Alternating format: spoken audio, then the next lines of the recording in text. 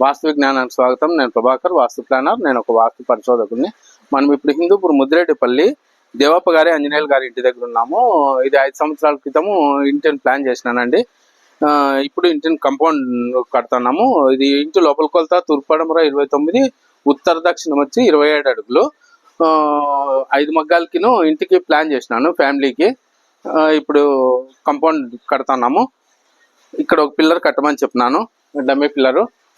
మెట్లకిను ఇది పార తీసుకొనేసి కంపౌండ్ వచ్చేసి 2 గేట్లు పెట్టినాము. ఇంటి ముందు 6 అడుగులు, దాదాపు 7 అడుగులు ఖాళీ స్థలం ఉంది. ఈ ప్యాసేజ్లో ఒక గేటు, అది పెద్ద గేటు, కార్ గేట్ ఒకటి, 2 గేట్లు ప్లాన్ చేసినాను. ఈ కంపౌండ్ ఏమంటే ఇది ఆగ్నేయం నుంచి ఈశాన్యానికి వస్తుంది కదా. ఈశాన్యానికి వచ్చినప్పుడు ఇది 4 ఇంచులు మలుపు తిరగాలండి. ఇక్కడ తిరిగిన తర్వాత గేటు పిల్లర్ వేసుకోవాలా.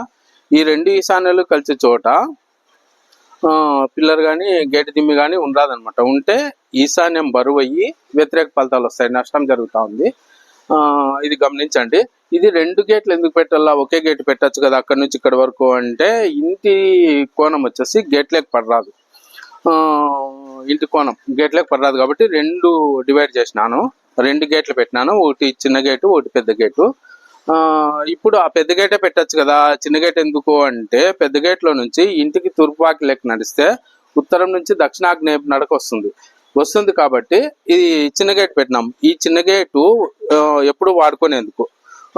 ఇది వచ్చేసి ఎటును ఇంటి లోపల ఆవరణంలో కానీ, ఇంటి లోపల నుంచి కానీ, తూర్పు వాకిలు కానీ, ఉత్తరం వాకిలు కానీ, ఏ వాకిలి నుంచి వచ్చినా కూడా ఈ గేట్లోకి పోతే ఉచ్చపు నడికే వస్తుందండి.